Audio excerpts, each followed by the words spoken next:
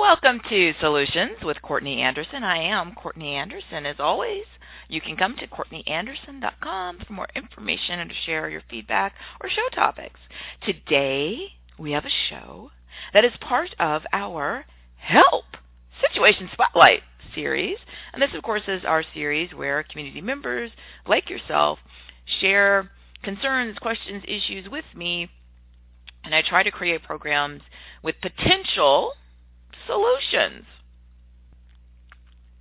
So specifically in this episode, we are looking at an issue that, as I was putting the show together and working with people I work with and sort of looking at different topics in our lineup of programs, this is a powerful show topic, and I think that there's probably not many people on the planet or outside of our planet, on a space station or anywhere else, any one of our species, shall we say, who doesn't have a visceral reaction to this idea of our show today. And of course, our show topic is rejection. How do I handle it?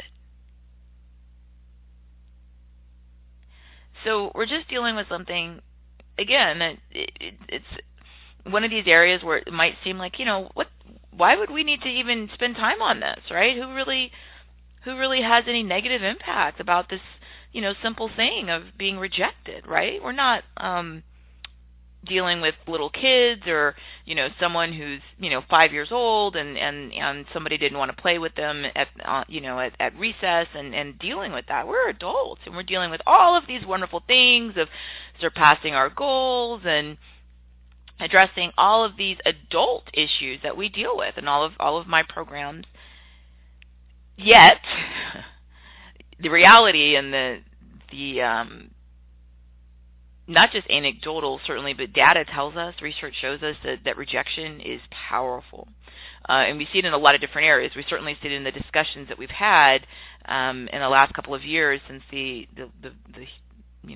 traumatic global economic crisis and the results around the world of people out of work for prolonged periods of time and the psychological and emotional and health consequences thereof, being sort of rejected from the job market for adults of all genders and all different nationalities in all parts of the world. It has tremendous negative impact. So we can't ignore this topic and think, sticks and stones will break my bones. We're not little children, we're adults.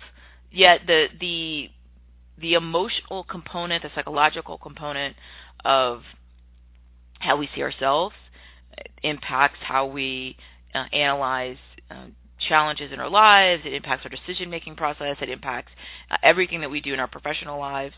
And so that's why I spend so much time on it, because if we didn't have this sort of emotional, psychological component, then everything would just be, by the book, right? We would be like a computer program, like an awesome piece of hardware that just runs on software. And we would just go back and read our code and then just do what our code tells us.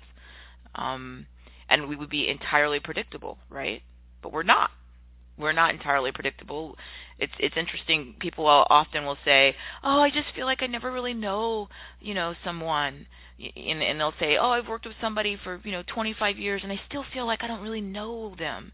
Or they'll say to me, especially when I'm working as an attorney, they'll say, "Oh, I was married to them for 30 years, and I still feel like I don't really know them." Well, I understand that sentiment, but I would argue, do you really know yourself, right? Are you entirely predictable, or do you still surprise yourself, sometimes in really awesome ways and sometimes in really awful ways? And you sit and you reflect and you think, well, gee, why did I do that, right?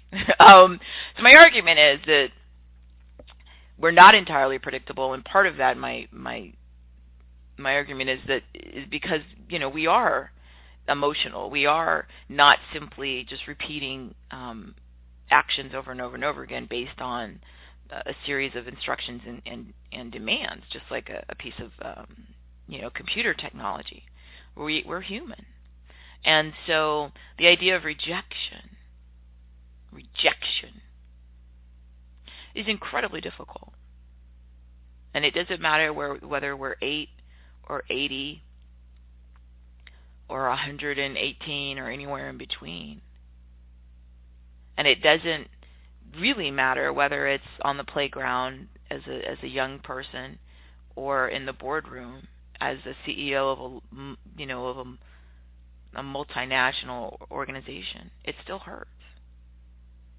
And it has an incredible impact on our ability to continue working towards surpassing our goals and not acknowledging with a sort of solemn approach the seriousness of this topic. I think is something that we couldn't do. We would be remiss if we just sort of like, rejection, get over it, right? It's not that simple, and we all know. I was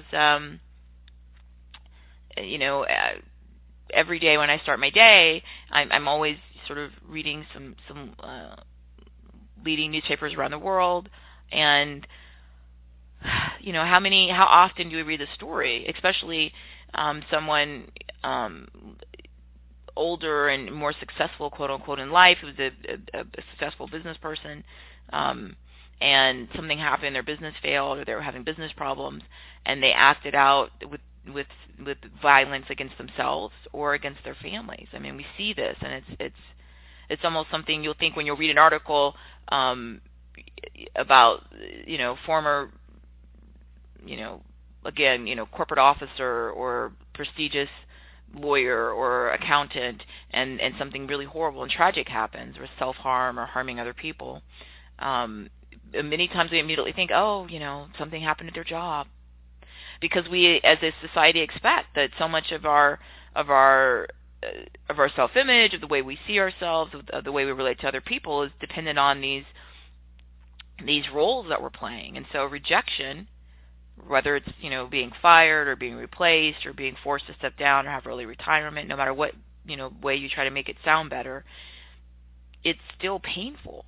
And it doesn't matter whether someone is, again, just getting started in life, or they've been at their career 30 or 40 years. I would almost argue that if you're rejected as a general in a military organization, which requires you to have been in that field for decades to be able to move up to that rank, is more public because there are less people in that leadership role, and often it's in the media, then it may even have a more substantial blow than somebody who's just starting a career, who hasn't achieved a rank that's substantial yet, because just that they're early in their life. It hurts. It hurts men, it hurts women, it hurts people all over the world. Again, it hurts all ages. It hurts. It doesn't matter if we have some very impressive and extensive education and job title and high income, or if we're just getting started in life, and or we don't have very elite credentials, but that job was all we had. So rejection is a very real and a very serious issue. And ensuring that we acknowledge the power of it and the universality of it, I think, is important. So the show question, of course, is for our episode is, how do I handle it? And I'm going to cut to the chase now and then try to explain a little bit why I'm going to make my argument. But my argument is you're not going to handle it, that we're not capable of handling it. And by we, I just mean us, humans. So much of what you'll read and so much of what we talk about, right, we're social. I mean, we're mammals, we're social. And so much of what we do and so much of what we spend our time on is predicated on these sort of social relationships, right? Our community, where we live, what we do, our perception of how other people see us, our standing in these communities, the idea of saving face and how important that is. And to be excluded, to be rejected, is, again, it's not just painful. For some people, again, it can trigger these just catastrophic consequences. We're not going to be able to handle it. There's not going to be a way where we're going to be able to say, okay, so I didn't get the job, or I didn't get the promotion, or I wasn't put on that work detail, or in our personal lives, rejection, right? So wasn't invited to that party, or the person I was, really, really excited about and interested in for, a romantic relationship, doesn't want to be with me, or someone that I thought was my friend that I really trusted and cared about has found a new friend and they don't want to spend time with me. It doesn't matter whether professional, personal, any of these sort of details.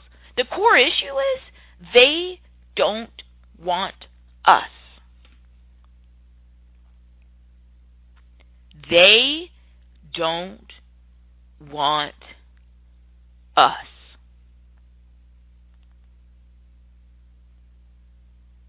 Even saying that or hearing that is painful.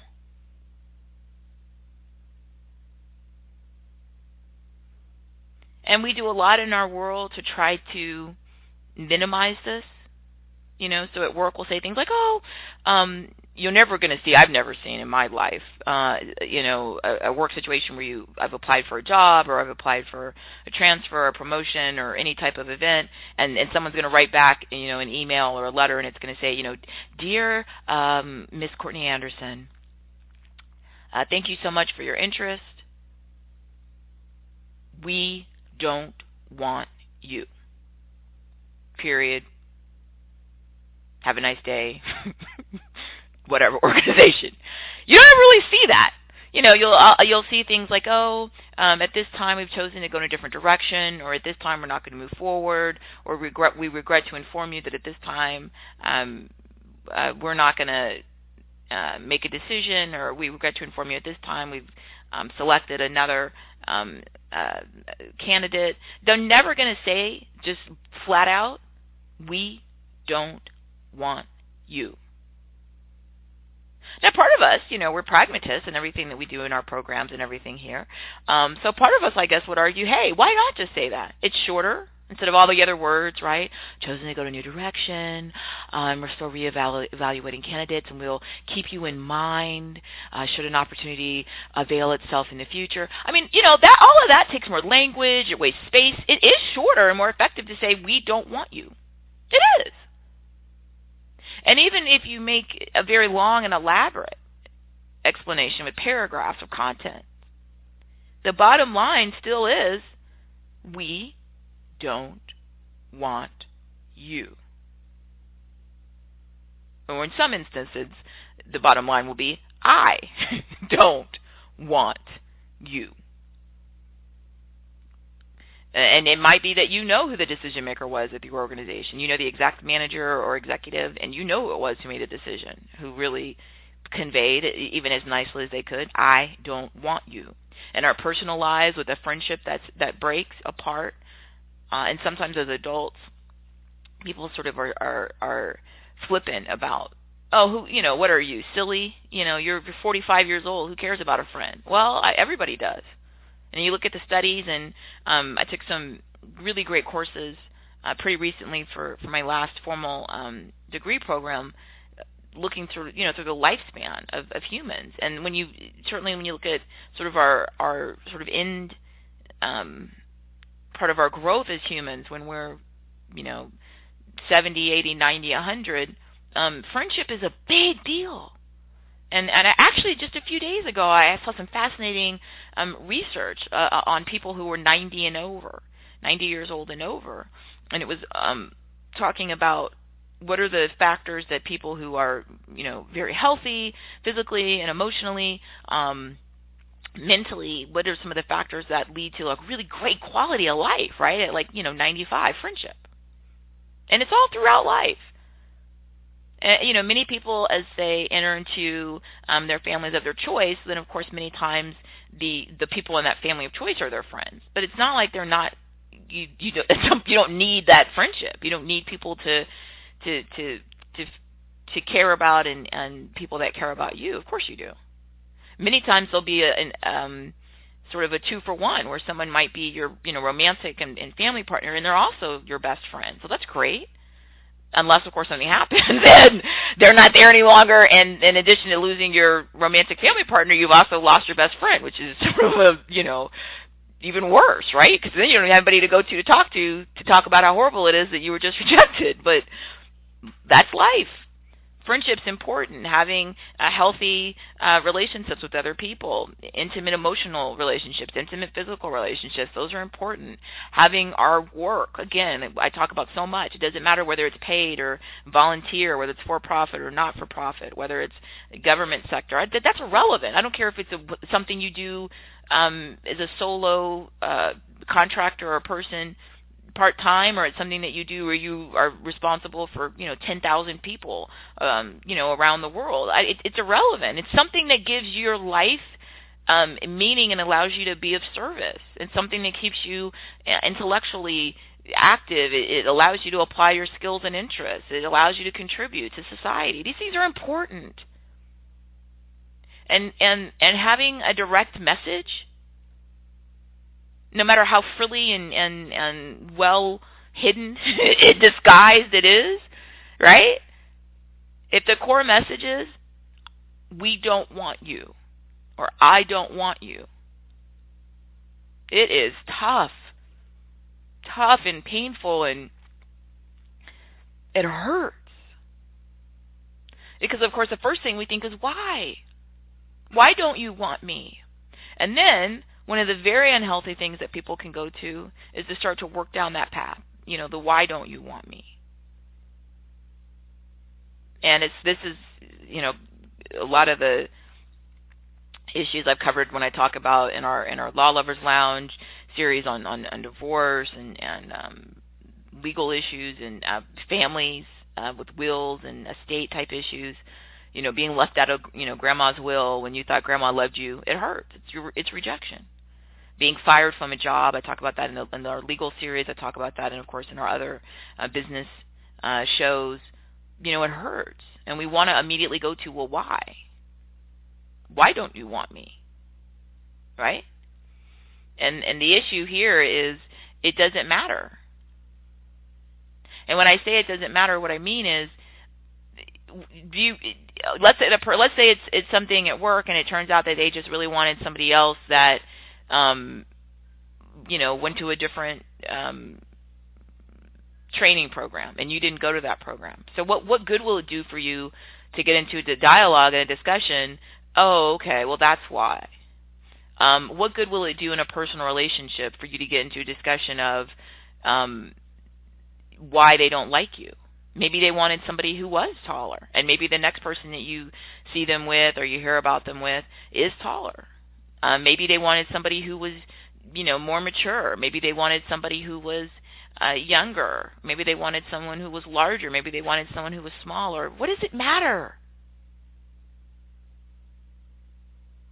And again, I don't mean it doesn't matter in the scheme of the world. I mean, certainly if we were talking to that person and they were saying, oh, I was unhappy, right? The person who decided to do the rejecting, right? I was unhappy with that candidate. I was unhappy with that person in a relationship.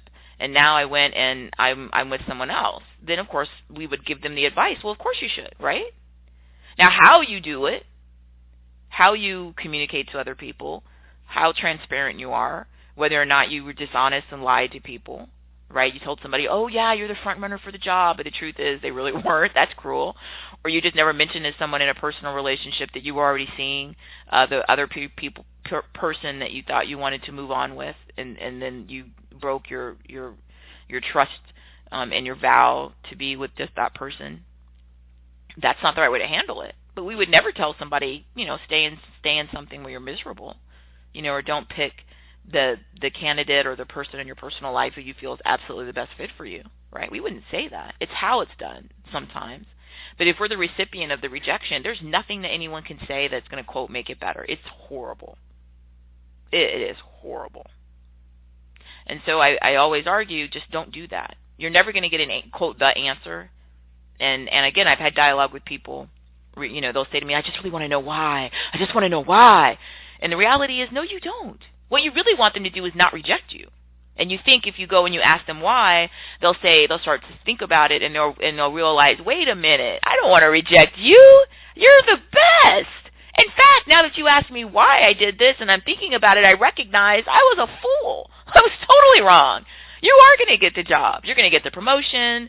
We're going to be best friends again. We're going to be the exclusive romantic relationship, and I'm, what was I thinking? How silly of me. That's what we really want. We want the rejection to be rescinded and to go away.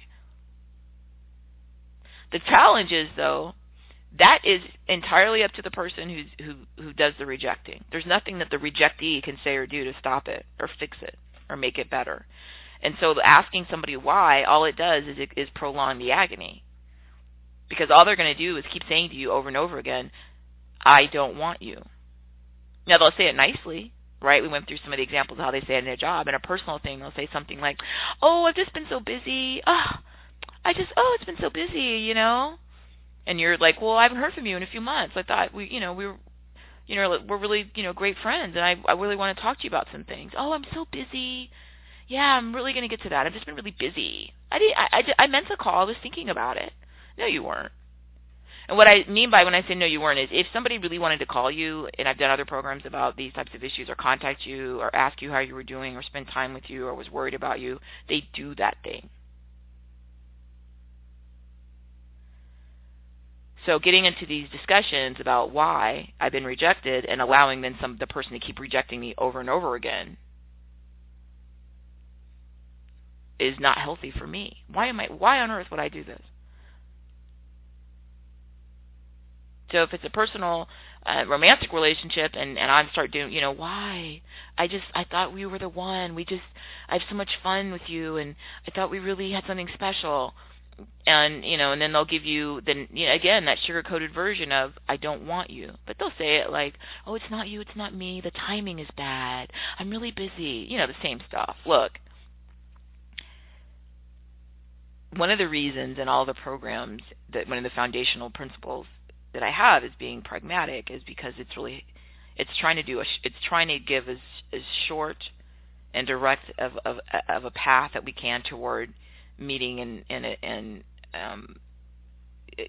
achieving and exceeding our goals. And I'm trying to cut out the time that is going to derail us, but it's not going to get us anywhere closer to our goals. If my goal is a professional goal for a job, for a certain type of promotion, for a certain type of work opportunity, and I'm being rejected, if I start wasting time on this detour of a cul-de-sac of somebody re-offending and hurting me over and over again, telling me 50 different ways, I don't want you, why am I doing this? There's nothing I'm going to get out of it at all.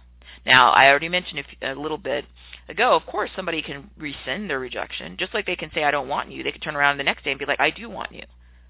Now, then you have to decide, is that the kind of person that you want to work with, or that you want to be friends with, or that you want to spend time with? Because they've already shown you that it's not a situation where you're ever going to feel stable. And when you don't feel stable, then it's very difficult for you to do your best, because you're insecure and you're off kilter, because you have a lot of anxiety, right? At any moment, they're just going to reject me again. So that's a different subject for us to explore in other programs, but I would strongly suggest that you ask yourself, how on earth is that healthy? Remember, they do have the right not to want you, just like you have the right, and I have the right. We've been both sides. We've been the rejector, right? It's someone we really maybe we were friends, and the things that the person's doing in their lives and some of the stuff that's happening, we just realize that it's not healthy for us. We don't really want to be there for it anymore. That's okay. We've been the rejector. And that's uncomfortable, and it's not a nice place to be for healthy humans, to be in that position, right? We focus on that, letting them down easy, right? I'm going to try to do that, but it's nowhere near as potentially devastating as being the rejectee. Being the rejectee is brutal, because the rejectee has no power, right? Somebody else has totally decided this. I don't want you, or we don't want you. So it takes all the power out of the rejectee, and it is very easy for that rejection to come so close to somebody who's not investing in themselves and making healthy, good choices, to take that rejection where the entity says, we don't want you, I don't want you, and you'll make it's a short leap to think, well, if they don't want me, that means I'm not worth it. I'm not worth the job. I'm not worth this career. I'm not worth these opportunities. I'm not worth a friendship. I'm not worth a romantic relationship. I'm not worth being loved. I'm not worth being cared about. And then that, for many people, can trigger historical rejection issues, with what happened with parents or family members or caregivers, guardians or foster parents. I mean, it can trigger a whole bunch of other abandonment, rejection from the past, and then very quickly people can kind of get into that death spiral in terms of negative outcomes, where they then start to say, well, see, of course I was rejected. I'm not good enough. Why would they want me? Nobody wants me. I'm not smart enough or young enough or old enough or large enough or small enough, and I'm too loud or I'm too quiet, or I'm too weird, or I'm not weird enough. I mean, whatever it is, you'll get into very quickly. Someone can get to a very unhealthy place. So the program in the show notes, you'll see when I said earlier we don't handle rejection, is there's no way we can't, because it's completely opposed positions. One person's position is I don't want you, which does mean at some level for them at this time in this situation that you're not of value to them. That's why they're saying I don't want you. The problem is you have to be in a situation where you understand that just because you're not of value to them doesn't mean you're not of value at all. And that's the fine line where people sometimes can go to some unhealthy, silly place. You have to define who you are. You have to understand that you're in control. You are in control of who you are, what you're capable of. You're in control of these big picture professional goals and personal goals. Just because somebody else at this time has made the decision that you're not of value to them and they don't want you, that's fine. They have the right to do that. In fact, the majority of the world will decide that. Because if everybody in the world wanted you, then you would be one of these people that's hounded, by the paparazzi, and everyone is in love with you, and everybody stops what they're doing to stand around and tell you how wonderful and beautiful you are, and everyone wants to work with you. I mean, your life would be ridiculous, and nothing will get done. We can't function as that as people, right? There has to be a distribution throughout our billions of people on the planet where, some of us meet somebody and I want you, and then when the other person wants us too, then it works out. We're working together. We're friends. We're in a relationship. That's great. We build a family. We can't have everybody want us because, of course, it wouldn't function. So that makes sense.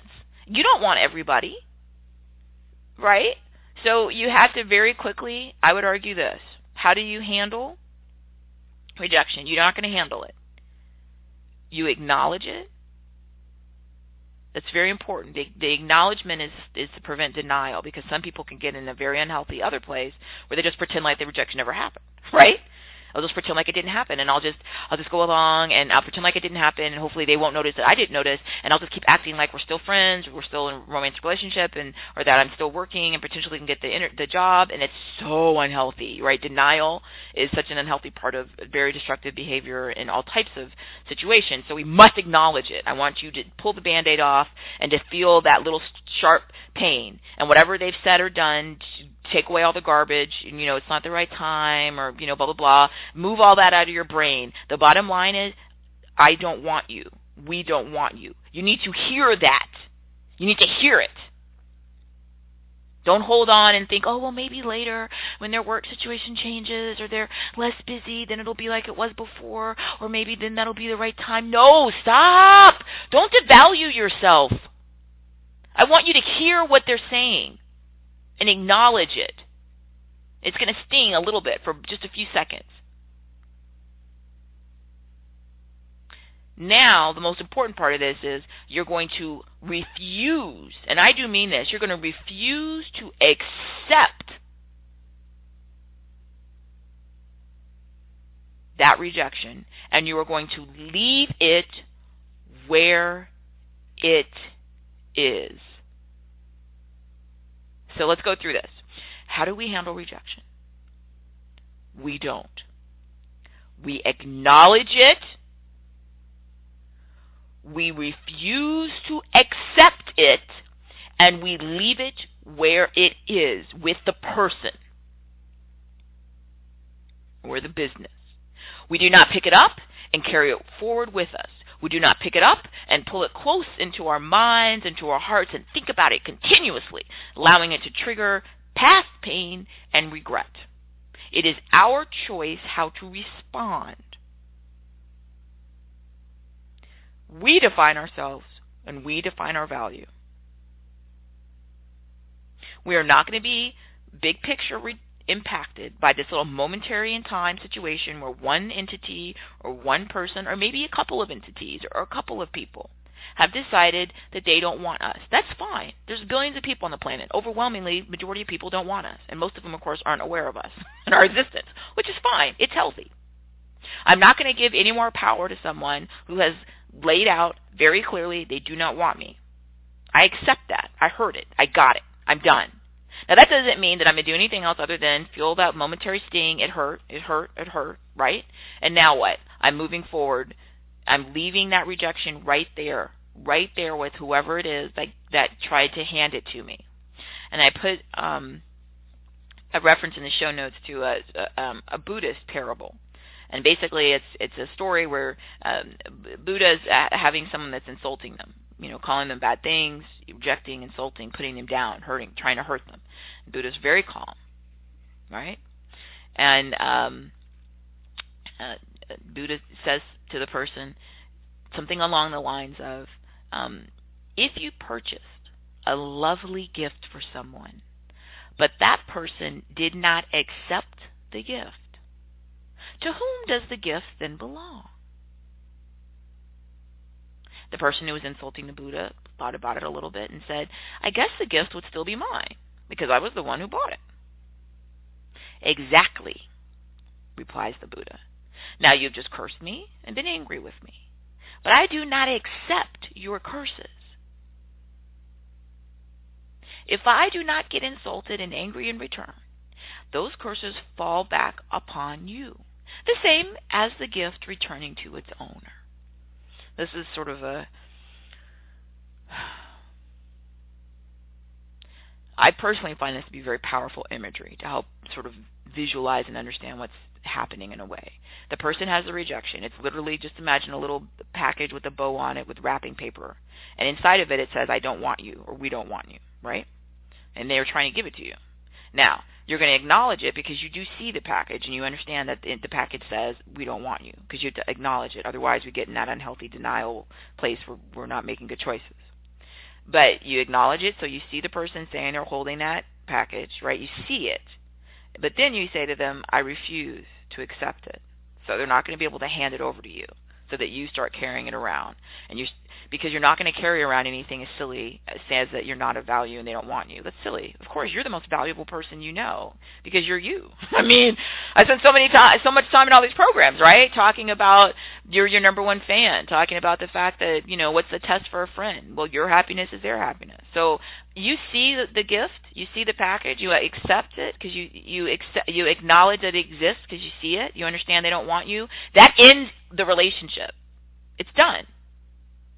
And they're going to keep holding that package and go on with their lives. That's why I said you leave it. You're not going to touch it. You're not going to pick it up. You're not going to hold it. You're not going to start to think about all the other things in your life where people rejected you. None of that is going to happen because you choose not to do so, because who cares? Again, the numbers, billions of people on the planet, only a little tiny handful of people ever know you or spend time with you, no matter what you do, or even if you have a big fancy job, or even if you're famous. It's still fleeting. We're talking about people that you've invested in, people that you work with daily, people that you care about in your friendships and your personal relationships. You are going to have to accept it. They don't want you. Fine. You got it.